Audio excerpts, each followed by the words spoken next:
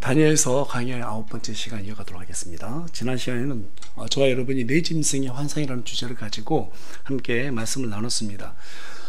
다니엘서 7장 좀 어려웠다는 말이 들리더라고요. 아마 역사적인 배경을 담고 있기 때문에 한 번 듣고는 좀 이해하기가 쉽지 않았으리라고 생각합니다. 그래서 우리가 그림을 보면서 잠깐 지난 시간 내용을 좀 복습해 보면 좋을 것 같은데요. 앞에 보면 이제 그림이 나와 있는데, 이제 이것은 다니엘서 2장에 느부갓네살이 꿈을 꾸었던 그런 큰 신상입니다. 다니엘서 7장에 있는 내용도 이제 이런 다니엘서 2장에 기록된 이런 느부갓네살의 큰 신상과 같은 맥을 유지하고 있어요. 단지 차이가 있다면, 느부갓네살의 큰 신상은 세상 왕국의 변천에 관한 것이라면 7장에 나오는 짐승은 그 왕국을 다스리는 왕에 관한 특징을 묘사하고 있다는 사실입니다. 자, 그래서 우리가 2장에 가서 보니까 느부갓네살이 이제 꿈을 꾸는데 큰 신상이 이렇게 나오는데요. 여기 보니까 이 신상이 어떤 물질로 되어 있어요? 금속으로 되어 있죠. 여기 보니까 금, 은, 놋, 쇠 이렇게 되어 있습니다. 이것들은 앞으로 일어나게 될, 이제 다니엘이 그때 이 환상에 대해서 보고 해석할 때 시점으로 해서 앞으로 변천될 그런 세상 왕국에 관한 것들이에요. 특징입니다. 그래서 금머리 같은 경우에는 바빌론의 왕국을 상징하고 있는데, 그리고 가슴과 은으로 된 팔은 메데 페르시아 왕국이고, 그리고 놋으로 된 배와 넓적다리는 그리스 왕국입니다. 그리고 쇠는 우리가 역사적으로 보니까 로마 왕국이라는 것을 알 수가 있게 돼요. 자, 그런데 이 발에 보니까 새로 된 발에 뭐가 붙었어요? 진흙이 붙었어요. 그렇죠? 근데 이 진흙이 무엇인가 이제 여러분들께서 좀 까먹었을까 싶어가지고 한번 다시 찾아가 봤으면 좋겠는데요. 다니엘서 2장 43절로 한번 가보겠습니다. 다니엘서 2장 43절에 가서 보니까 우리 다 같이 읽어보겠습니다. 시작. 왕께서 새와 진흙이 섞인 것을 보신 것 같이 그들이 자신을 사람들의 씨와 섞일 터이나 새와 진흙이 섞이지 아니한 같이 그들이 서로에게 달라붙지 못하리라. 자, 보니까 이 진흙이 뭐라고 되어 있어요? 새와 진흙이 섞인 것을 보신 것 같이 그들이 자신을 사람들의 씨와 섞지 않는다. 그러니까 사람들의 씨와 섞이지 않는다는 것은 이 진흙이 인간이란 소리 아니란 소리예요. 인간이 아니라는 거예요. 다른 존재라는 거예요. 이게 바로 마귀입니다. 이 마귀들이 어때요? 인간의 씨와 섞인다. 여러분 창세기 6장에서 가서 보면 하나님의 아들들, 이 천사들이 어때요? 타락한 천사들이 인간의 여자들과 섞인 것이 나와 있죠. 자, 그런데 보니까 이 마귀가 이 세상의 왕국과 섞인다는 거예요. 근데 나중에는 섞이지 않는데 잠시 동안은 섞인다. 자, 이게 바로 뭐냐면 적그리스도가 나타나서 이 세상의 왕국을 잠시 동안 통치하게 된다라는 것을 우리에게 지금 보여주고 있는 거예요. 그리고 다니엘서 7장에 가서 보면 이제 네 짐승이 나옵니다. 앞에서 이제 그림을 보는 바와 같이 지금 각각 그 느부갓네살이 꿈을 꾸었던 이 큰 신상의 금속들마다 밑에 보니까 짐승들의 그림이 그려져 있죠. 첫째 짐승이 뭐예요? 독수리의 날개를 달고 있는 사자가 나옵니다. 이것은 바빌론 느부갓네살의 강력한 힘을 상징하는 그러한 그림이에요. 두 번째 짐승은 갈빗대의 세 개를 물고 있는 곰의 형상이 나와요. 바빌론을 정복한 메데 페르시아의 고레스 왕을 뜻합니다. 그리고 여기에서 세 개의 갈빗대는 메데 페르시아가 정복하게 되는 루디아, 이집트, 소아시아, 다시 말해서 지금의 터키 지역인 거죠. 그것을 얘기하고 있고, 그 다음에 셋째 짐승은 머리 4개하고 날개 4이 달린 표범으로 지금 나오고 있는데, 이 표범은 어때요? 상당히 빠르잖아요. 그래서 빠르게 세상을 정복하게 될 그리스의 왕인데, 그 그리스 왕이 누구예요? 역사적으로 보니까 알렉산더 대제라는 거예요. 무려 13년밖에 안 되는 이 짧은 시간 동안에 세상의 왕국을 갖다가 정복하게 됩니다. 또 넷째 짐승은 두렵고 무서운 짐승입니다. 순서대로 봤을 때 이 네 번째 왕국은 로마이기 때문에 이 짐승이 줄리어스 시저라는 것을 알 수 있어요. 하지만 이후에 가서 보니까 진흙이 새와 달라붙으면서 한 짐승이 바다에서 올라오는 모습을 요한계시록 13장 1절에서 그리고 묘사하고 있는데, 그 2절에 가서 보니까 이 짐승은 앞에 지금 세 짐승, 그러니까 사자, 곰, 표범, 이 세 짐승이 어때요? 전부 다 하나로 합쳐진 복합된 짐승이라는 것을 요한계시록 13장 2절이 지금 묘사해주고 있습니다. 그러니까 이 짐승은 마지막 7년 환란기 때 나타날 적그리스도의 모습을 갖다가 그 특징을 지금 보여주고 있는 거예요. 이 적그리스도는 이 7년 환란기 때 사자처럼 포악하고 곰처럼 힘이 세고 표범처럼 아주 빠르게 이 세상을 정복하게 된다. 조금 더 엄밀하게 말하면 이 세상의 영적인 모든 것, 성도들까지도 전부 다 지배하게 된다. 그것을 지금 보여주고 있는 거예요. 그런데 다니엘서 2장에서는 이 적그리스도에 관한 내용이 자세하게 언급이 되어 있지 않습니다.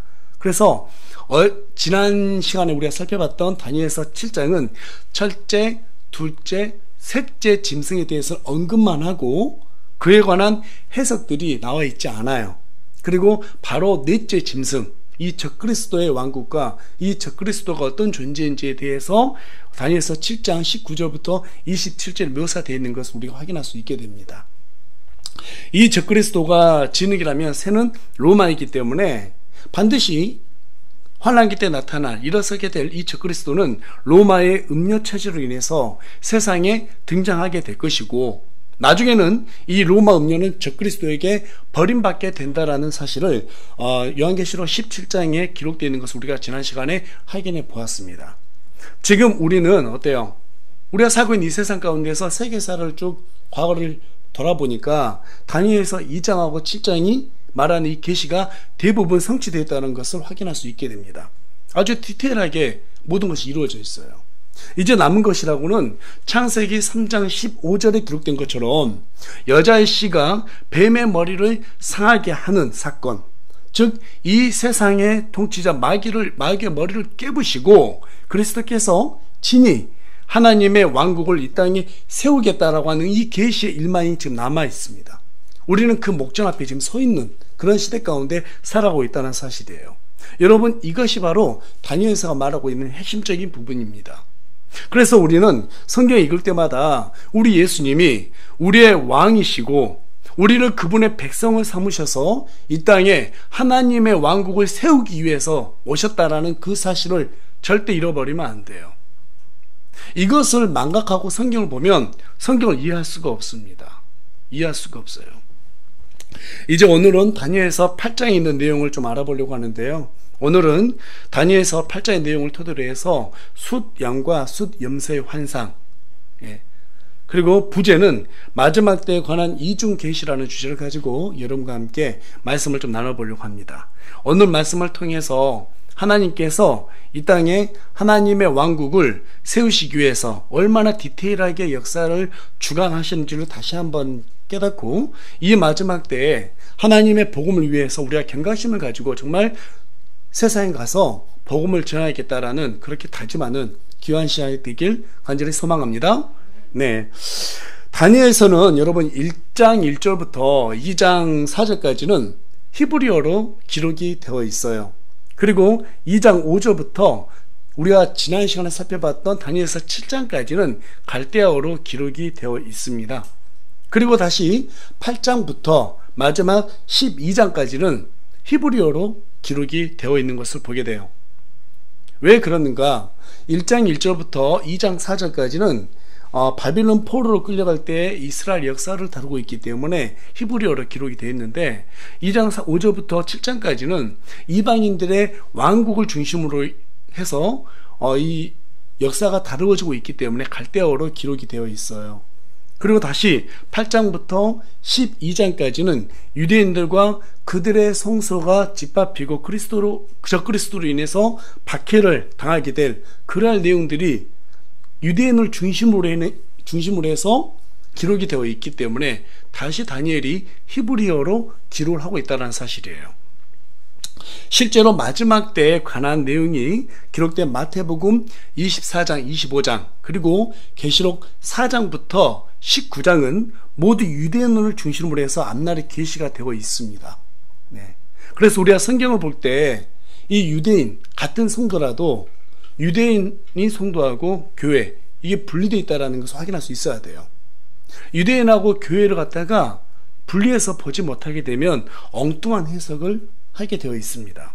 오늘날 그래서 어떤 해석이 나왔어요? 우리가 영적인 이스라엘이다 라고 하는 이스라엘 대체 신학이 나온 근거가 바로 여기에 있습니다. 유대인과 교회를 구분하지 못하기 때문에 그래요. 예. 그래서 여러분 지난 시간에도 살펴봤듯이 요한계시록 4장부터는 교회가 나와요, 안 나와요? 안 나와요. 예, 2장하고 3장 7개가 나오고 그 다음에 4장 이 일들 뒤로부터 해가지고 휴거 이후부터 4장이 시작되는 거예요. 그러니까 4장부터는 환난기를 다루고 있는 겁니다. 교회가 없어요. 교회가 없는데 자꾸 교회들이 환난기를 통과한다 이렇게 말하면 사람들이 불안해진단 말이에요. 저도 이제 이러한 사실을 몰랐을 때 무척이나 불안했어요. 아, 정말 세상에 종말이 다가오는구나. 그래서 이제 막 목숨을 걸어야 되는구나. 막 이런 생각을 했습니다. 왜? 그렇게 알려주지 않으니까. 여러분도 불안할 필요 없어요. 그때 저와 여러분 이때 남아있어요, 안 남아있어요? 남아있지 않아요. 예수님께서 공중 재림하시면 우리는 그날 다 올라간단 말이에요. 그리고 믿지 않은 사람들만 이 땅에 남아있어요. 그들이 이 환난기 안으로 들어가는 거예요. 그런데 이 7년 환난기는 갑작스럽게 임한 게 아니에요. 거의 세상 끝에 왔을 때 7년밖에 안 남았기 때문에 우리도 그 가까이 접근한단 말이에요. 그러니까 지금 이 세상 한번 돌아보세요. 지금 세상이 어떻게 돌아가고 있는지. 예. 제가 지금 살아보니까 뭐 많이는 안 살았지만 불과 20-30년 전만 하고요 지금하고도 완전히 달라요. 사람들 생각하는 자체가 많이 달라져 있습니다. 예. 이제는 이성이 없는 사람들 되게 많아지고요. 정말 어떨 때 많은 사람들이 이제는 뭐라고 표현하냐면 사람들이 짐승과 같다 이렇게도 표현해요. 정상적 이성이 작동하지 않습니다. 사람들 눈에 볼 때만 인간들처럼 예의 있는 것처럼 하지. 여러분 요즘 일어나는 범죄들 한번 봐보세요. 이게 지금 정상적이지 않아요. 죄 없는 사람 막 어때요? 9.11 테러 때 보셨잖아요. 비행기로 박아서 수천의 사람을 죽여버리고, 그렇죠? 자기 딸 아들을 갖다가 몸에다 폭탄 장착해가지고 시장에서 터뜨려버리고, 자살폭탄 테러, 이런 것들이 어떻게 있었냐고요. 과거에 없었던 이런 비이성적인 일들이 지금 이 시간에는 막 일어나고 있어요. 이제는 사이코패스, 소시오패스 같은 사람들이 자신들의 어떤 물질의 야욕이라든지 아니면 자신들의 열등감을 해소하기 위해서 사람을 재미로 죽이는 사람들이 지금 이 시대 가운데 막 생겨나고 있습니다. 이게 어떻게 평이하냔 말이에요. 여러분 이러한 것들을 봤을 때 우리 그리스도인들은 정말 끝에가 다 왔구나. 성경이 말하니 끝이 거의 다 왔구나. 이걸 우리가 경각심을 가져야 돼요. 그러면 끝에 왔으니까 이제 나는 교회만 열심히 다니겠다 이걸로는 안 됩니다. 뭘 해야 되는 거예요? 복음을 전해야 되는 거예요. 복음을 전하고 하나님의 왕국이 이 땅에서 빨리빨리 확장돼서 우리 예수님이 빨리 오시도록 해줘야 되는 거예요. 우리가 복음을 빨리 전할수록 예수님 빨리 오시는 거예요. 네. 어차피 마지막 때는 그렇게 흘러가게 돼 있습니다. 그걸 거슬리려고 할 필요가 없어요. 우리가 해야 될 일은 뭐예요? 이념에 대해서 붙잡고 이거 할 일이 아닙니다. 우리가 해야 될 일은 복음을 전하는 거예요. 그 일밖에 없습니다, 여러분. 네. 그러니까 세상의 마음 뺏기지 말고 정말 이 세상에서 우리가 해야 될 일은 복음을 전하는 것이다. 예, 정말 가정을 또 잘 다스리고 우리 형제 자매들끼리 모여서 하나님에 대한 말씀을 나누고 거기에서 책망을 받고, 그렇죠? 예, 또 이 바른 교리 안에서 하나님의 의를 이루고 기뻐함을 그분께 얻을 수 있는 그런 사람들로 성장해 가야 된다는 사실이죠. 오늘 8장의 이 배경을 보게 되면 그리스에서 로마로 넘어가기 전에 나타난 사건을 다루고 있어요. 여러분 우리 다니엘서 2장에 가서 보니까 뭐가 있었어요? 자, 금, 은, 놋, 그 다음에 뭐였어요? 새였잖아요, 그쵸? 놋이 그리스였죠. 그래서 놋에서 새로 넘어가기 전에 나타날 이 적그리스도, 적그리스도 예표하는 그 인물, 오늘은 이제 그 부분에 대해서 좀 살펴볼 거예요. 그리고 이 사건을 통해 가지고 마지막 때를 계시하고 있다는 거예요. 그러니까 여러분 성경은 이중 계시가 되는 내용들이 되게 많습니다. 그래서 이것을 잘 구분하지 않으면 되게 헷갈려요. 네. 그래서 이제 오늘 우리가 그리스에서 로마로 넘어가기 이전에 일어날 그런 일들을 갖다 성경이 복선으로 제시하고 있는 부분을 살펴볼 텐데 너무 어렵게 생각하지 마시고 천천히 한번 이렇게 말씀에 집중해 보면 이해가 될수록 생각이 됩니다. 자, 1절부터 좀 보도록 하겠습니다. 자, 1절에 가서 보니까 8장 1절에 처음에 다니엘에게 나타난 환상 이후에 벨사살 왕의 통치 제3년에 한 환상이 4개 곧 4개 나타나매 이렇게 말하고 있습니다. 그러니까 7장의 그 환상을 본 3년 뒤에 다시 한번 보게 된 거예요. 그러니까 17장에 있는 사건들이 이루어지고 이 2년 뒤에 이 환상을 다시 보게 되는데 8장은 바빌론이 망한 후에 일어날 왕국들을 그대로 묘사하고 있습니다. 그러니까 지금 현재 이 환상을 볼 때 언제라는 거예요? 벨사살이 바빌론의 마지막 왕이죠. 그러니까 지금 바빌론 이 마지막 때에 다니엘이 이제 메데 페르시아 이후에 그리스가 일어나고, 그렇죠? 그리스에서 로마로 넘어가기 직전 일들에 대해서 환상을 지금 보고 있는 내용을 여기다 쭉 기록해 놓고 있는 거예요. 자, 2절에 가서 보니까 내가 환상 속에서 보았노라. 그것을 볼 때 내가 알람 지방에 수상궁에 있었는데 내가 환상 속에서 보면 원래 강가에 있었노라 이렇게 말합니다. 자, 이 환상을 볼 때 다니엘은 분명히 어디 있었어요? 바빌론에 있었죠. 그런데 그가 수상궁에 있다 이렇게 말하고 있어요. 그러니까 하나님께서 다니엘을 수상궁으로 데려가셨어요. 이 수상궁이 어디냐면 느헤미야 1장 1절하고 에스더기 1장 2절에 가서 보면 페르시아의 수도라는 걸 알 수 있어요. 수상궁 페르시아의 수도입니다. 왜 그곳으로 데려가서 많은 것들을 보게 했는가 하면 앞으로 어떻게 해요? 바벨론을 함락한 나라가 어디예요? 메데 페르시아죠. 메데 페르시아예요. 근데 우리가 지난 시간에 7장에 가서 보니까 곰이 어때요? 한쪽 몸으로 해서 일어서다 이렇게 말했죠. 그 다음에 우리가 8장 보니까 어때요? 또 숫양이 나오는데 숫양에는 뿔이 2개가 있는데 한쪽이 길더라 이렇게 말하고 있어요. 그러니까 메데하고 페르시아는 2개가 연합된 국가인데 메데보다 페르시아가 더 힘이 세다 이 얘기를 하고 있는 거예요. 그러니까 지금 현재 다니엘이 이 페르시아의 수도인 수상궁에 가서 이 환상들을 지금 이제 보게 되는데 페르시아가 메데보다 더 강력하기 때문에 하나님께서는 다니엘을 어때요? 이 페르시아로 데려가서 그 환상을 보게 한 겁니다. 계속해서 3절에 가서 보니까 자, 그때 내가 눈을 들어보니 보라 강 앞에 2뿔 가진 수뎨 한 마리가 서 있는데 수뎨 한 마리가 나와요. 다니엘서 2장에서는 은, 가슴과 팔, 그리고 7장에서는 이제 이 곰에 대한 짐승이 나왔는데요. 이게 이제 메데 페르시아죠. 근데 당시 이제 페르시아의 상징은 수당이었다고 합니다. 수당. 그래서 여러분들 8장 20절 한번 가서 보세요. 20절 가서 보니까 내가 본 2뿔 달린 수당은 어디였다고 말해요? 메데와 페르시아의 왕들이요 이렇게 말하고 있죠. 아예 그냥 지역명을 갖다 여기에다가 명시하고 있습니다. 이제 메데 페르시아가 이 바빌론을 정복하게 될 것이다 라는 것을 이미 본 거예요. 자, 그리고 5절에 이제 가서 보니까 자, 5절에 가서 보니까 내가 보니 그 수량이 서쪽과 북쪽과 남쪽을 향해 밀어붙임으로 어떤 짐승도 그 앞에 서지 못하고 그 손에서 능히 건져낼 자가 없으므로 그가 자기 뜻대로 행하며 크게 되었더라 라고 얘기해요. 그리고 5절 가서 보니까 내가 깊이 생각할 때, 자, 그러니까 메데 페르시아가 바빌론을 정복할 내용을 지금 4절에서 얘기하고 있고 5절에서는 보라 숫 염소 한 마리가 갑자기 서쪽에서 나와서 온 지면에 다녔다 이렇게 말을 하고 있습니다. 자, 그런데 숫 염소는 무엇인가? 21절 한번 가서 보세요. 숫 염소, 거칫 숫 염소는 누구라고 말하고 있어요?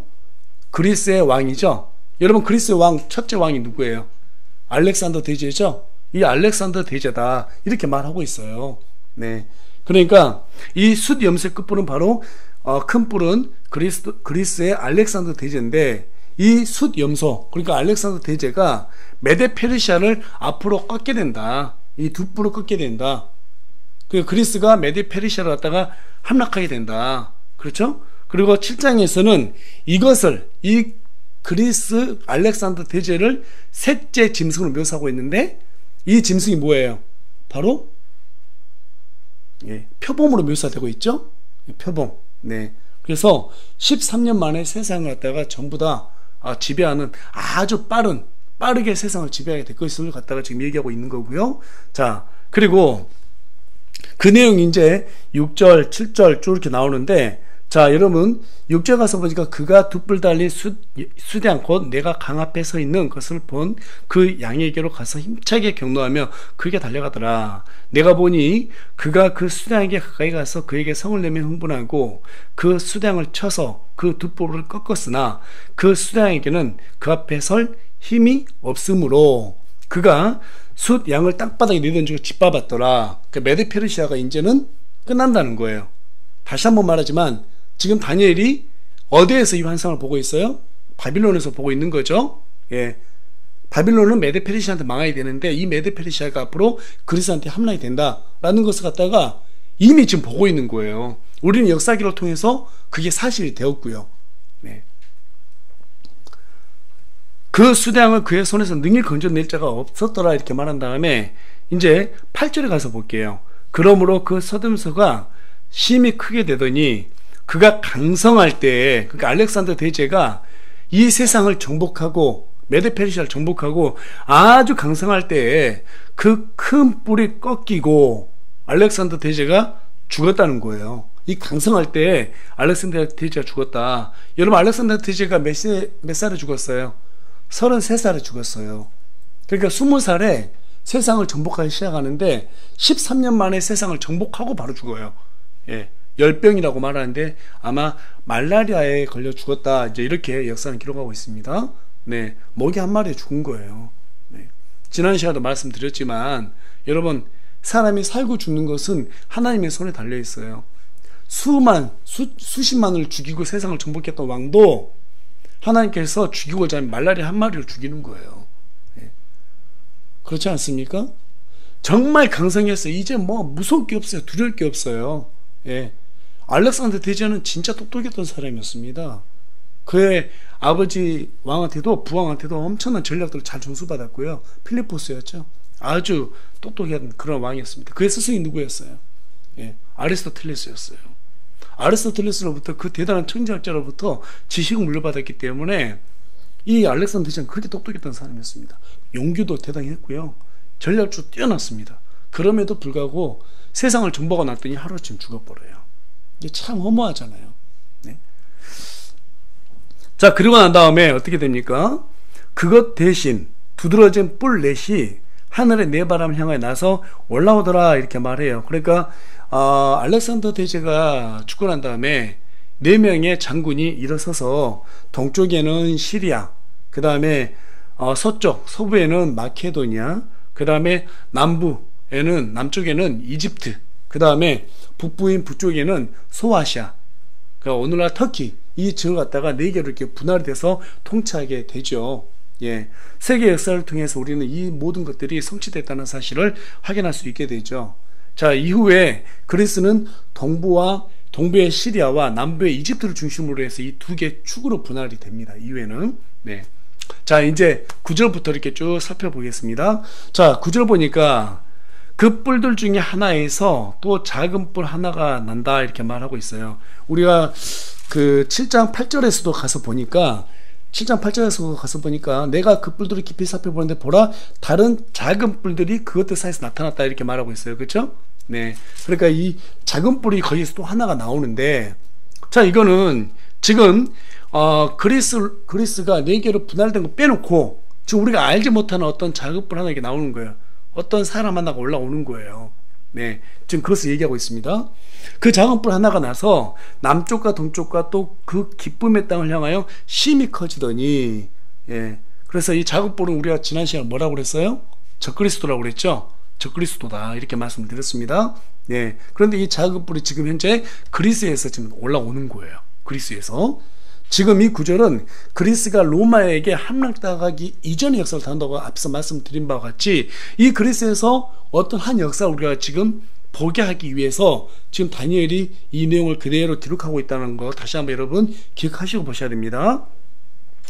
그런데 이것을 왜 해놨냐면 그리스에서 나온 이 사람 한 사람이 이 유대인들을 짓밟았기 때문에 이 내용이 지금 이제 기록이 되는 거예요. 그 내용이 10절에 이제 기록이 되고 있습니다. 자, 10절.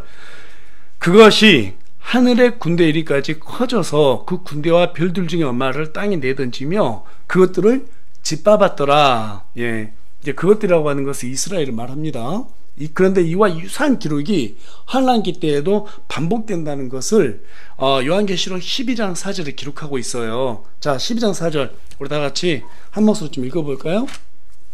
그러니까 지금 작은 뿔이 일어나서 그들을 갖다가 짓밟은 인들이 지금 여기에서도 일어나는데, 그리스로 로마로 넘어가기 직전에도 일어나게 되는데, 이 사건이 마지막 때도 유대인들이 그 일을 당한다라는 것을 요한계시록 한 번 더 다루고 있는 거예요. 여러분, 계시록은 어떤 걸 다루고 있어요? 7년 환란기를 다루고 있죠. 그러니까 지금 이 시대하고 좀 다르죠. 그리스하고 로마 사이하고 지금 이 시대가 완전 다르죠. 예, 그러니까 가까운 미래를 갖다가 보여주면서 먼 미래에도 너희들이 야 똑같은 일이 생긴다 라는 것을 갖다가 지금 복선으로, 우리 요즘 그 영화를 보면 뭐가 나와요? 뭐라 그러죠? 뭐라 그래요? 앞으로 있을 일을 어떤 갖다가 떡밥이라고 그러나요? 그걸 던지는 거 똑같아요 지금. 예, 그래서 탁 던져놓고 마지막에 본격적인 일을 보여주고 있는 거예요. 그 본격적인 일이 먼 미래에 나타나는데, 이제 그 내용이 12장 4절에 같은 그 내용으로 좀 나오고 있습니다. 다 같이 읽겠습니다. 시작. 그의 꼬리가 하늘의 별 둔 중 3분의 1을 끌어다가 땅에 내 던지더라. 영이 막 해산하려고 하는 그 여자 앞에 서서 그녀 아이가 태어나면 곧 그 아이를 삼키고자 하더라. 자, 여기에서 말하는 여자는 뭐예요? 여러분, 계시록에서 보면 대부분 성경에서 여자라고 이렇게 단수로 표현되어 있으면 그것이 이스라엘을 얘기하는 거예요. 그러니까 지금 그리스와 로마 그 직전에 그리스에서 작은 뿔 하나가 지금 일어나는데, 그들이 지금 이스라엘을 갖다가 짓밟잖아요. 그런데 미래에도 이제 그 일이 일어날 것이다 라는 것을 계시록에서 다시 한번 지금 언급하고 있는 겁니다. 예, 그래서 여러분, 지금 우리가 봤던 다니엘서 8장 10절하고 요한계시록 12장 4절 말씀은 모두 앞으로 장차 누가 당할 고난에 대해서 얘기하고 있어요. 유대인인 거예요. 유대인, 이스라엘. 앞으로 이 이스라엘이 당하게 될 고난에 대해서 얘기하고 있는 것이지 어떤 교회를 말하는 게 아니다. 예, 이걸 여러분들께서 정확히 구분하고 보셔야 됩니다. 그래서 지금 보니까 시간대가 다르다는 거예요. 하나는 지금 여기 8장에서 말하고 있는 것은 가까운 미래이고, 그 다음에 방금 전에 봤던 계시록은 먼 미래를 지금 말하고 있는 것입니다. 하나님은 이렇게 먼 미래의 일들을 계시하면서 가까운 미래를 통해서 보여주는데, 이것이 바로 이중 계시예요. 자, 가령 10절에서 14절 쭉 가서 보게 되면 이 내용은 다니엘이 환상을 본 시점으로부터 가까운 미래에 유대인들이 이 적그리스도로 상징하는 인물로 인해서 큰 고난을 당할 것을 묘사하고 있어요. 네. 그리고 여러분, 23절부터 26절까지의 내용은 다니엘이 이 환상을 본 시점으로부터 먼 미래 마지막 환란기 때 유대인들이 적그리스도에게 당할 일들을 갖다가 기록한 그러한 내용입니다. 네, 그래서 이게 시점이 지금 다르다는 거 여러분들께서 이해하시고 보셔야 됩니다. 그렇다면 왜 하나님께서 이렇게 이중적으로 계시하셨는가 하면, 그 이유는 가까운 미래에 당하게 될 고난을 통해서 유대인들에게 닥칠 큰 환난을 미리 경고해 주기 위해서 이렇게 하나님께서는 구분해서 나타내주고 있다는 사실이죠. 자, 그렇다면 유대인들이 가까운 미래에 어떤 일을 당하게 되는가? 이제 우리는 이미 이 시간이 지났기 때문에 역사적인 사례들을 보게 되면 이게 성경이 정말 계시한 것이 맞나 하는 것을 확인해 볼 수 있게 되죠. 그렇죠? 자, 그런데 지금 보니까 14절 보세요. 그가 내게 이르되 2300일까지, 그러니까 짓밟힌 일이 있는데 이게 2300일 동안 허락이 되었다라고 지금 다니엘에게 한 성도가 말해준 내용이 나오고 있는 거예요. 자, 그 내용을 이제 살펴볼 텐데 11절부터 보도록 하겠습니다. 참으로 그가 군대 통치자에게 이르기까지 자신을 높였으며, 그러니까 9절에서 본 작은 뿔, 다시 말해서 그 뒤에 있는 적그리스도가 한 사람을 일으켜서 그 인물이 자기 마음대로 군대를 움직일 수 있을 만큼 높아진다는 것을 지금 보여주고 있는 거예요. 계속해서 그로 말미암아 날마다 드리는 희생물이 제거되고 그분의 성소가 있는 곳이 허물어졌더라. 유대인들은 이제 또 한 가지 일을 당하게 된다는 거죠. 그게 뭐죠? 그들이 그토록 집착하고 있는 그들의 성전이 이제 어떻게 돼요? 허물어진다는 사실이에요. 허물어진다. 자, 먼저 성전이 무너지기 전에는 희생물이 제거될 것이라는 그러한 계시의 말씀이 지금 나와 있는데, 이 내용이 12절 한 번 더 반복되고 있죠. 우리 다 같이 12절 읽겠습니다. 시작.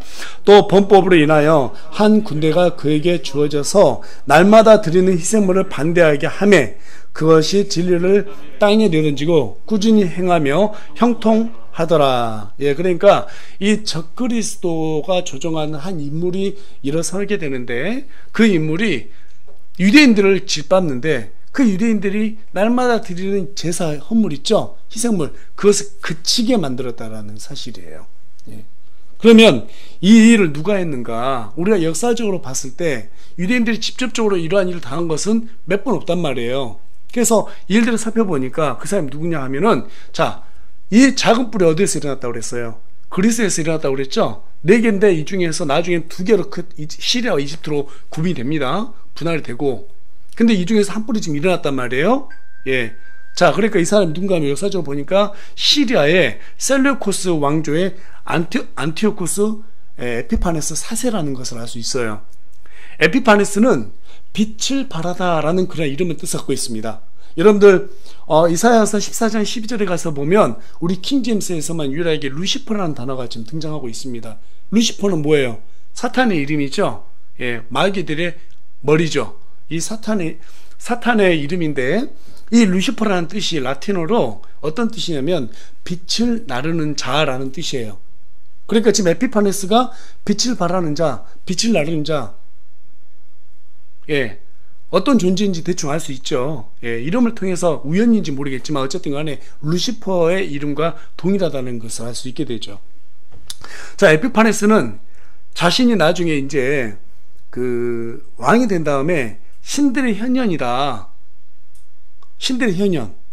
그러니까 신이 우리의 모습으로 좀 나타나는 것을 갖다 현현이라고 하잖아요. 예. 우리 예수님께서도 구약에서 보면 현현으로 자주 나오지 않습니까? 예. 근데 에피파네스가 자기가 신이라는 거예요. 근데 어떤 신이라고 말했냐면 제우스라고 그렇게 주장을 했습니다. 자기가 그러니까 제우스의 모습으로 이 땅에 나타난 그러한 사람이다. 예. 여러분들 옛날에 이런 사람들 되게 많았어요. 역사적으로 보면 우리 어때요? 역사도 보면 궁예가 나오죠. 궁예. 자기가 뭐 미륵이라고 그랬잖아요. 뭐 이런 식으로 이상하게 사람들이 엄청난 권력을 쥐게 되면 자기가 신으로 착각하더라고요. 예. 이게 에피파네스도 자기가 제우스다 이렇게 말을 했습니다. 예. 근데 이 모습이 어떤 모습이냐? 여러분들 다니엘서 11장에 가서 보면 이 내용이 한 번 더 반복이 되거든요. 거기 가서 보면 정확하게 에피파네스가 이런 일을 했다라는 것을 한 번 더 반복해서 우리가 볼 수 있게 되는데, 이 모습이 바로 적그리스도의 모형인 거예요. 예. 적그리스도 모형인 거예요. 예. 그래서 이제 우리 다니엘서 11장 17절에 가서 보면은 자기를 갖다가 이렇게 세운다라는 내용들이 나오는데, 바로 이런 적그리스도가 나중에 자기가 하나의 사람들에게 우상처럼 숭배되도록 자기 자신을 세운다 하는 것이 지금 안티오코스 에피파네스 제4세를 통해서 지금 미리 보여주고 있는 거예요. 자, 이 내용은 11장에 있는 내용은 그때 가서 또 보도록 하고요. 에피파네스 같은 경우에는 소년 시절에 로마 제국의 인질로 사로잡혀 갑니다. 그리고 14년 만에 인질에서 풀려나서 고국 시리아로 돌아오게 돼요. 그리고 돌아오자마자 곧장 자기의 형을 죽이고 왕위를 찬탈했던 헬로도루스를 갖다가 몰아내고 자신이 스스로 다시 한번 왕위에 이제 올라가게 됩니다. 등극하게 돼요. 에피파네스는 그리스 역사상 가장 악랄한 왕의 한 사람으로 꼽히고 있습니다. 특히 이상하게 이 사람은 유대인들에게 집착하며 그들을 되게 핍박했던 그런 왕으로 잘 알려져 있습니다. 역사 기록에 따르면 안티오코스 에피파네스 4세는 이집트를 치러 갔던 BC 170년 8월 5일부터 유대인들을 크게 죽이고 핍박하는 그런 일을 했다고 기록이 되어 있어요. 그 이유는 자신의 왕권을 강화하기 위해서 이 그리스의 헬레니즘 문화를 갖다가 유대인들에게 강요를 했습니다. 그런데 유대인들은 그 헬레니즘 문화, 다시 말해서 여러 신들을 숭배해야 되고 그런 일들을 할 수가 없잖아요. 그래서 유대인들이 이 명령에 절대 따르지 않겠다고 하면서 폭동을 일으키게 됩니다. 그래서 이제 이 유대인들 갖다가 BC 170년 8월 5일 이집트를 치러 가면서 명령을 내려서 그때부터 유대인들을 상당히 핍박하게 된 거예요. 그들을 핍박한 내용들을 보게 되면 안티오쿠스 에피파네스 제4세는 유대인들의 율법인 할례를 금지시켜요. 그리고 또 이어서 안식일을 못 지키게 만듭니다. 또 뿐만 아니라 여러분 성경에 보면 부정한 짐승들이 나오죠. 이 부정한 짐승은 뭐예요? 절대로 하나님께 제사를 드릴 때 제사 희생물로 드릴 수 없는 짐승들입니다. 그들이 먹어서도 안 되는 짐승이고요.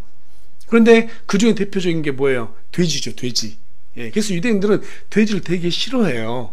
예, 그런데 이 에피파네스가 이 돼지의 피로다가 그들의 희생물을 대체시켜버립니다. 예, 그래서 희생물로 아예 제거하도록 만들어버린 거예요. 그러니까 지금 이 성경 기록이 그대로 이루어지고 있는 거죠. 이를 보다 못해가지고 유대인들은 BC 168년에 마카비, 그 망치라는 이름을 가진 이 마카비라는 사람을 마카베오라고도 말하는데, 마카베오가 이제 일어나는데 그의 아들들을 중심으로 해서 일어나게 됩니다. 근데 그들을 중심으로 해가지고 반란을 일으켜요. 그러니까 에피파네스가 가만히 있었겠어요? 그러지 않았겠죠. 예루살렘 한테 약탈하라고 명령합니다. 그리고 성전에다가 제우스, 자기가 제우스를 했기 때문에 이 제우스 신상을 갖다가 세운 다음에 유대인들의 성전을 갖다가 제우스에게 봉헌을 해버려요. 그래서 이 성전이 어떻게 돼요? 완전히 그 유대인들에게 그야말로 황폐하게 되는 그런 일이 일어나게 되는 거죠. 그래서 여러분들 13절에 가서 보면 그때 한 성도가 말하는 것을 내가 들었는데, 다른 성도가 말하던 바로 그 성도에게 이르되 날마다 드리는 희생물에 관한 그 환상과 황폐하게 하는 그 범법이 어느 때까지 지속되어 성소와 군대를 내주고 발밑에 짓밟히게 하겠느냐 하더라. 지금 이 일이 실제로 그때 당시 일어난 거예요. 네. 이제 이런 일이 일어나다 보니까 마카비 반란은 물불을 가리지 않고 더욱 거세지기 시작합니다. 죽기 살기로 안티오쿠스 에피파네스 4세의 군대와 싸우게 되죠. 그리고 마침내 BC 164년 12월 25일에 이 마카비가 그들을 몰아내게 됩니다. 승리를 거머쥐게 돼요. 보면 참 이스라엘도 대단한 것 같아요. 그렇죠? 정말 대단한 민족이에요. 이 승리를 기념하기 위해서 당시 유대인들은 8일 동안 축제를 열었습니다. 그리고 매년마다 이날만 되면은 성전 봉헌 기념일, 다시 하나님께 제우스에게 그 에피파네스가 성전을 봉헌했잖아요. 승리했어요. 그래서 다시 어떻게 하나님께 성전을 갖다가 봉헌하게 되잖아요. 재봉헌하는 이런 성전 봉헌 기념일로 삼게 됩니다. 그래서 여러분들 요한복음 10장 22절에 가서 보면 예루살렘에 성전 봉헌절이 이르렀는데 때는 겨울이더라, 이렇게 기록이 되어 있어요. 이 일을 기념하는 그러한 내용이 여기에 기록되는 것을 알 수 있게 됩니다. 그런데 이제 흥미로운 사실은 뭐냐면, 시리아의 안티오쿠스 에피파네스 4세가 유대인들의 성전을 황폐하게 하던 BC 170년 8월 5일부터 마카비가 승리를 선포한 BC 164년 12월 25일까지 기간을 날수로 계산해 보니까 14절에 기록된 대로 정확하게 2360일이었다는 사실이에요. 기가 막히죠. 그러니까 성경에서 지금 다니엘이 바빌론에서 베사사 3년에 환상을 봤는데, 이 일이 지금 메데 페르시아가 그들을 정복하고 그리스란 나라가 일어서게 되는데, 알렉산더 대제가 죽고 4개로 분할됐다가 다시 4개로 분할됐는데, 거기에서 작은 뿔 하나 나와서, 이 작은 뿔이 보니까 지금 우리 역사적으로 보니까 누구예요? 안티오쿠스 에피파네스 제4세라는 것을 알 수 있고, 그가 성소를 황폐하게 하게 하는데 그 날수를 계산해 보니까 정확히 2360일이었다는 것을 지금 우리는 확인할 수 있는 것이죠. 하나님께서 이 날수까지 말씀하셨다는 것은 정확히 그 날짜까지는 하나님께서 어떻게 해요? 마귀에게 허용해 주다는 거예요. 하나님의 섭리 가운데서. 이게 그냥 어떻게 우연히 될 수 있겠어요? 그래서 많은 사람들이, 불신자들 중에서 어떤 사람들이 이렇게 말을 합니다. 다니엘서는 너무 날짜까지 정확하니까 160년 이후에 기록된 거다. 이게 뭐 무슨 어떻게 이렇게 맞출 수 있겠냐, 믿을 수 없다, 이렇게 말하는데, 그래서 성경 중에서 다니엘서가 가장 공격을 많이 당했다고 그래요. 근데 여러분, 그렇지 않습니다. 다니엘서는 정말 정확하게 날짜에다가 기간까지 전부 다 묘사하고 있어요. 우리는 성경 말씀이 진리라는 거 믿죠? 믿죠? 예. 역사적인 기록을 통해서 우리가 충분히 이것이 진리라는 것을 확인할 수 있다는 사실이에요.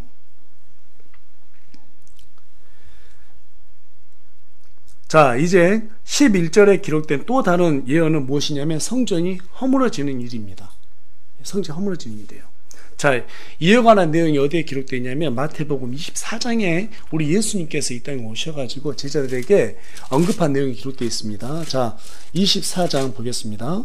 24장 1절부터 2절까지 보도록 할 텐데요. 우리 다 같이 한 목소리 읽어보겠습니다. 시작. 예수님께서 성전을 떠나서 가실 때 그분의 제자들이 성전의 건물들을 보여드리려고 그분께 나오매 예수님께서 그들에게 이르시되 너희가 이 모든 것을 보지 아니하느냐? 진실로 내가 너희에게 이르노니 여기서 돌 하나도 다른 돌 위에 남지 아니하고 다 무너지리라 하리라. 예. 지금 다시 다니엘서 와서 보니까 성전이 어떻게 11절에 무너진다, 허물어졌다 이렇게 말하고 있는데 예수님도 그 내용을 지금 예언하고 있습니다. 자, 어느 때에 허물어지는가? 자, 여러분들 24장 3절을 보겠습니다. 시작. 그분께서 올리브산 위에 앉으셨을 때 제자들이 은밀히 그분께 나와 이르되 우리에게 말씀해 주소서 어느 때 이런 일들이 있으리까? 또 주께서 오신 때의 표적과 세상 끝의 표적이 무엇이리까 하니. 자, 어느 때를 얘기하고 있습니다. 네. 때를 보니까 여러분 흥미로운 사실이 뭐냐? 그 밑에 쭉 보게 되면 6절에 보니까 또 너희가 전전들과 전전들의 소문을 들을 터이나, 이게 전전들과 전전들이니까 어떤 건지 정확히 모르겠지만 그냥 제 생각은 그래요. 우리가 지금 전 세계에 큰 전쟁이 두 번 있었죠. 1차 세계대전, 2차 세계대전이 있었습니다. 이게 온 세상이 전부 다 그때 당시 다 알려졌습니다. 예. 그 다음에 또 아직 끝이 아니다 말하면서 7절 보니까 민족이 민족을, 왕국이 왕국을 대적하여, 그러니까 서로 종교적인 일들이 인해서 서로 대적하게 되는데 그 일이 지금 어때요? 이슬람의 테러를 지금 자행하고 있잖아요. 이런 것들이 실제로 하나님을 대적하는 행위로 지금 드러나고 있죠. 이런 일들이 계속 일어난다는 거예요. 그 다음에 곳곳에 뭐가 있다고 말하고 있어요? 기근과 엿병과 지진이 있으리라. 지금까지 뭐 수많은 지진도 있었습니다. 수많은 엿병도 있었고 기근도 있었습니다. 그런데 여러분, 지금 지진이 21세기에 들어오면서 전 세계적으로 지금 일어나고 있죠. 우리나라도 지금 일어났고요. 그 다음에 어때요? 기근도 지금 전 세계적으로 일어나고 있습니다. 올해 프랑스는요, 그들의 자랑이 포도주를 못 만들었답니다. 기근 때문에. 또 어떻습니까? 엿병, 우리 코로나. 지금까지 엿병들이 전 세계적으로 일어났지만 국지적으로 일어났어요. 그런데 지금 전 세계적으로 동일하게 일어난 엿병은 코로나 지금 처음입니다. 이런 것들을 봤을 때 어떻게 돼요? 이제 진짜 세상의 마지막 때가 되었구나, 이런 걸 우리가 느낄 수 있게 됩니다. 그렇죠? 자, 그런데 지금 예수님이 말한 이때는 언제냐, 이런 일들이 앞으로 이제 있을 거라고 하고 있는데 구체적으로 그러면 성전이 무너질 때가 있다라는 거예요. 그것은 어디 있냐면 여러분 누가복음 한번 가볼까요? 누가복음 21장 20절입니다. 자, 누가복음 21장 20절 말씀 우리 다 같이 한 목소리 읽어보겠습니다. 시작. 너희가 예루살렘이 군대들에게 에워싸는 것을 보거든 그들의 항폐함에 가까이 이른 줄 알라, 이렇게 얘기하고 있습니다. 지금 예루살렘의 군대들이 에워싸는 것을 보거든, 그렇죠? 그 예루살렘이 군대에게 이렇게 둘러싸여가지고 성전이 황폐하게 되는 날이 있다라는 사실이에요. 그 일이 언제 이루어졌어요? AD 70년에 이루어졌어요. 로마에 티토스 장군이 나타나서 그 유대인들을 갖다가 어떻게 해요? 전부 다 괴롭히고 그 성전을 무너뜨려 버렸단 말이에요. 그 일이 실제로 AD 70년에 일어났다는 사실, 우리가 역사적인 기록을 통해서 알 수 있게 됩니다. 자, 그런데 어떤 사람들은 이 일을 갖다가 환란 기회로 잘못 이해하고 이미 환란기가 끝났으니까 지금이 상징적인 천년왕국이다, 이렇게 얘기하시는 분들이 많아요. 실제로 장로교들 보면 어떻게 돼요? 그래서 후천년, 무천년 이런 말이 나오잖아요. 이런 것들이 이런 역사적인 기록들을 갖다 잘못 이해해서 그렇습니다. 때를 잘못 이해해서 그래요. 그래서 여러분, 하나님의 경륜을 정확하게 성경 기록을 통해서 우리가 구분해서 살펴봐야 되는데 이것을 구분하지 못하게 되면 우리 예수님께서 언제 오시는지 이 때를 갖다가 구분하지 못하게 돼요. 분별하지 못하게 되는 것입니다. 자, 왜 그렇다면 이것이 잘못된 해석인가? 여러분 21장 24절 읽어보겠습니다. 다 같이 읽어보겠습니다. 시작. 또 그들이 칼날에 쓰러지고 모든 민족에게 포로로 잡혀가며 예루살렘은 이방인들의 때가 찰 때까지 이방인들에게 짓밟히리라. 예. 이방인들의 때가 지금 찼어요, 안 찼어요? 아직 안 찼죠? 아직 안 찼어요. 예. 그렇기 때문에 이것이 지금 이미 환란기가 지나갔다, 이건 말이 안 되는 것입니다. 예. 아직 이방인들 때가 차지 않았어요. 이방인들 때가 충만히 차야지만이 어때요? 우리 예수님께서 공중지림 하신단 말이에요. 네, 그래서 아직 환란기가 오지 않았다라는 사실이에요. 네. 이방인들의 때가 차고 마지막 때가 가까워지면 어떤 일이 생깁니까? 이제 그때는 안티오코스 에피파네스 제4세가 자신을 제우스라고 주장했던 것처럼 사탄은 유대인들의 세 번째 성전을 다시 짓게 하고 그곳에서 자신이 하나님이라고 주장하면서 자신을 따르지 않는 그런 유대인들을 핍박하고 또 성전을 황폐케 하는 일이 생긴다는 사실이에요. 자, 그러니까 지금 현재 에피파네스가 자신을 제우스라고 하면서 유대인들의 성전에다가 제우스 신상을 세웠었잖아요. 그쵸? 그 일이 동일하게 마지막 때 나온다. 자, 그렇다면 이 먼 미래에 일어날 일들이 어디에 기록되어 있느냐면 데살로니가 후서 2장 2절부터 4절에 기록되어 있습니다. 우리 다 같이 데살로니가 후서 2장 2절부터 4절에 있는 말씀 한번 다 같이 읽어보도록 하겠습니다. 시작. 너희는 영으로나 말로나 혹은 우리에게서 왔다는 편지로나 그리스도 날이 가까이 이르렀다 해서 쉽게 마음이 흔들리거나 불안해하지 말라. 자, 여러분, 불안해하라고요? 불안해하지 말라고요? 우리가 이 땅에 앞으로 환란기를 통과 안 하기 때문에 불안할 필요가 전혀 없다라는 거예요. 자, 3절 읽겠습니다. 시작. 아무도 어떤 방법으로든 너희를 속이지 못하게 하라. 먼저 떠나가는 일이 일어나고 저 죄의 사람 곧 멸망의 아들이 드러나지 아니하면 그날이 이르지 아니하리라. 자, 먼저 사람들을 갖다가 이 마귀가 속인다는 거예요. 지금 여러분, 이단들 엄청나게 많죠. 자신이 하나님이라고 하는 사람이 얼마나 많아요. 이런 일들이 생긴다는 거예요. 그러니까 이것을 보면서 여러분, 성경의 기록대로 그냥 다 자연스럽게 지나간다고 생각하셔야 돼요. 우리만 속지 않으면 되는 거예요. 자, 그런데 그 다음에 뭐라고 말하고 있어요? 저 죄의 사람 곧 멸망의 아들, 사탄이죠. 예, 사탄이 드러나지 아니하면 그날이 이르지 아니하리라. 아직은 그 심판 때가 이르지 않는다.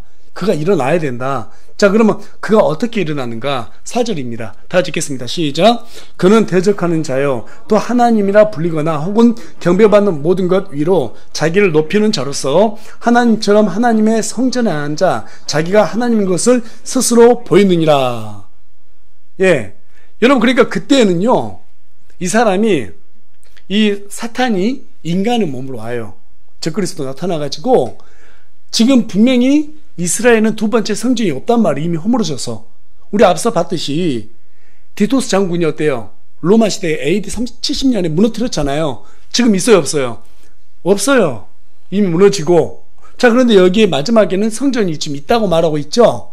그러니까 세 번째 성전이 지어진다는 말이에요. 그리고 그 성전에 들어가서 자기를 보이면서 내가 누구다? 하나님이다라는 거예요. 그래서 유대인들이 이거 뭐야? 속았구나. 그렇죠? 그렇게 생각하게 될 거란 말이에요. 그런 일이 있어야 된다라는 거예요.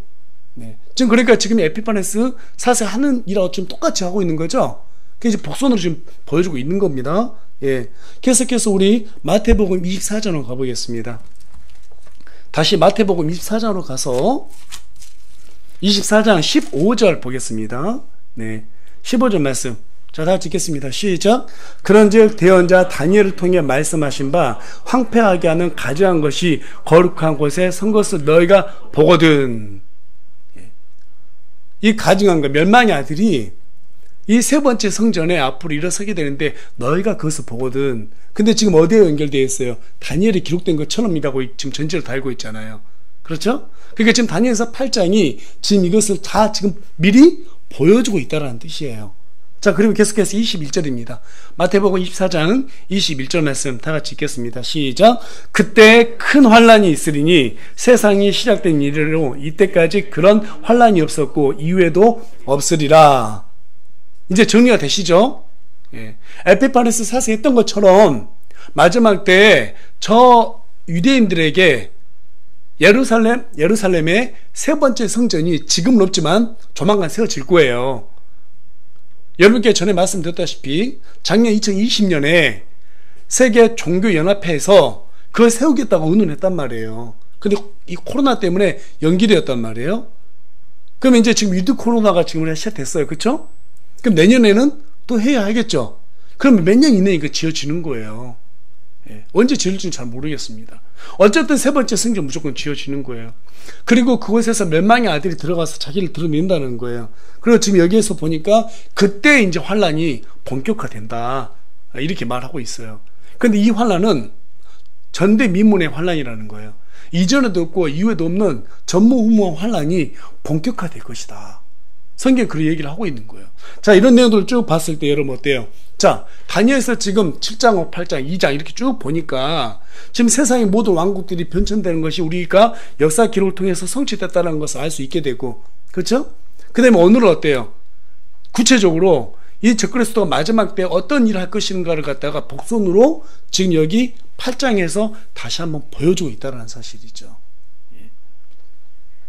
자, 이 마지막 때 이제 그때 가게 되면 비로소 유대인들이 자신들이 십자가에 못 박은 그 예수 그리스도가 바로 자신들의 유대인들의 왕으로 왔다. 그리고 자신들을 구원하는 메시아로 왔음을 고백하게 됩니다. 자, 그 내용이 어디 있어요? 누가복음 13장으로 가보겠습니다.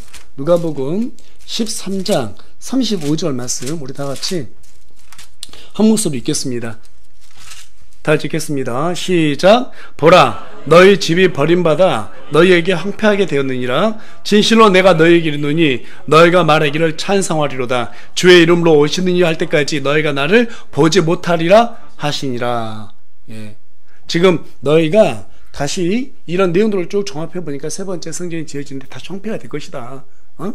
그 전까지는 너희가 찬송하리로다 주의 이름으로 오시니요 라고 그때 고백해야 되는데 그 전까지는 너희가 나를 못 본다. 지금 얘기를 하는 거예요. 근데 이 말씀을 좀 언제 하셨어요? 2000년 전에 말씀하셨단 말이에요. 그렇죠? 근데 지금 이때 와가지고는 세 번째 성전이 지금 지어질 때가 됐는데, 여러분 왜 이스라엘을 자세히 봐야 되냐면 이스라엘이 이 마지막 때의 시간표예요. 그러니까 이스라엘을 잘 봐야 되는 거예요. 그래서 전 세계가 이스라엘에게 지금 주목하고 있는 거예요. 다니엘서 8장이 말한 대로 지금 유대인들은 제사를 드릴 성전이 있어요, 없어요? 없습니다. 그래서 제사도 지금 현재 그쳐 있는 상태입니다. 그런데 그들을 미혹해서 세계 종교를 하나로 통합하기 위해서 이제 이 로마라는 나라가 들어서게 되는데, 이 로마에서 어때요? 종교를 하나로 통합시키는 음녀체제가 생겨나는 거예요. 그래서 이 음녀체제가 진흙으로 묘사되어 있는 이 적그리스도와 합쳐지게 된다는 사실이에요. 예. 그런데 그것도 잠시라는 거죠. 예수님께서 나중에 오셔가지고 그들을 어떻게 해요? 전부 다 깨트릴 거니까요. 그리고 아까 우리가 큰 신상 보니까, 그림 보니까 마지막에 뭐가 나와요? 예, 돌 왕국이 나오죠. 그게 바로 그리스도의 왕국이에요. 이게 바로 요한계시록에 게시되어 있는 거죠. 이게 바로 천년 왕국입니다. 앞으로 이런 왕국이 들어서게 된다. 지금 이렇게 성경이 우리에게 쭉 알려주고 있습니다. 여러분 데살로니가 2장 7절에 가서 한번 보겠습니다. 어떤 내용이 나와 있냐면 우리 다 같이 한 목소리로 데살로니가 후서 2장 7절입니다. 우리 하나님께서 지금 시간에 어떻게 일하고 있는지 잘 보여주고 있는데, 우리 한 목소리 읽어보겠습니다. 시작. 불법의 신비가 이미 일하고 있으나 다만 지금 막고 있는 이가 길에서 옮겨질 때까지 막으리라. 지금 이 불법의 신비가 엄청나게 일하고 있어요. 근데 일하고 있는데 우리 예수님께서 지금 막고 있다라는 거예요. 선을 넘지 못하게 지금 막고 있다라는 거예요. 그런데 이제 이러한 일들이, 그들에게 권세를 주는 일들이 조만간 생겨나요. 그때 우리는 이 땅에 없습니다. 다 올라가고 이제 남은 사람들이 이런 환난기를 그대로 맞게 되는 거예요. 에피파네스 4세가 했던 일대로 그대로 일어나는 거예요. 이미 여러분 우리 역사적인 이런 기록들을 통해 가지고 이스라엘 2360일 동안 실제로 그들의 성소가 황폐케 되고, 그리고 또 AD 70년에 이러한 성소가 무너졌던 일들을 이미 알 수 있게 되었습니다. 지금 이제 알 수 있게 되었는데, 이런 일들이 이제 앞으로도 똑같이 반복된다는 것을 복선으로 보여주면서 우리에게도 무슨 얘기를 좀 하고 있는 거예요, 성경이. 이제 마지막 때 거의 다 왔다. 이제 복음을 전해야 된다라는 거예요. 네. 그래서 우리가 지금 그냥 이 시대에 살아가면서 일하고 먹고 마시고 시집가 장가가고 여기에다가 정신을 매몰하면 안 됩니다. 이제 복음을 전하고 정말 하나님의 기쁨을 위해서 살아야 되는 거예요. 그래서 제가 우리 교회에서 설교할 때 가장 반복해서 늘 설교 때마다 말하는 게 어떤 말이에요? 마태복음 6장 33절. 첫째로 하나님의 왕국과 그분의 의를 위해서 살아는 거예요. 네. 내 의가 아니라 하나님 의로 살아야 돼요. 내 계획도로가 아니라 성경의 계획도로 살아야 되는 거예요. 내 생각대로 사는 것이 아니라 성령이 말씀하신 곳에 내 생각을 둬야 된다는 거예요. 그래야지만이 이 마지막 때 교회들이 죽지 않고 살아남아요. 그렇지 않으면 사대교회처럼 어때요? 살아있다는 이름만 있지만 실상은 죽어있다라고 하는 그런 책망을 듣지 않게 되는 것입니다. 요한계시록 2장 3장에 제시되어 있는 필라델피아 교회하고 어때요? 이런 교회들처럼 우리가 정말 하나님께 칭찬듣는 교회가 돼야 되지 않겠습니까? 서머나 교회와 필라델피아 교회처럼 정말 하나님께 칭찬듣는, 비록 작지만 하나님의 말씀을 잘 지켜서 마지막 때 하나님께서 정말 선하고 신실하다고 그렇게 칭찬받는 그러한 우리 세우물 침례가 되길 소망합니다. 또 그렇게 열심히 하나님 앞에서 충성하는 우리 세우물 침례교회 모든 지체들이 되길 간절히 소망합니다.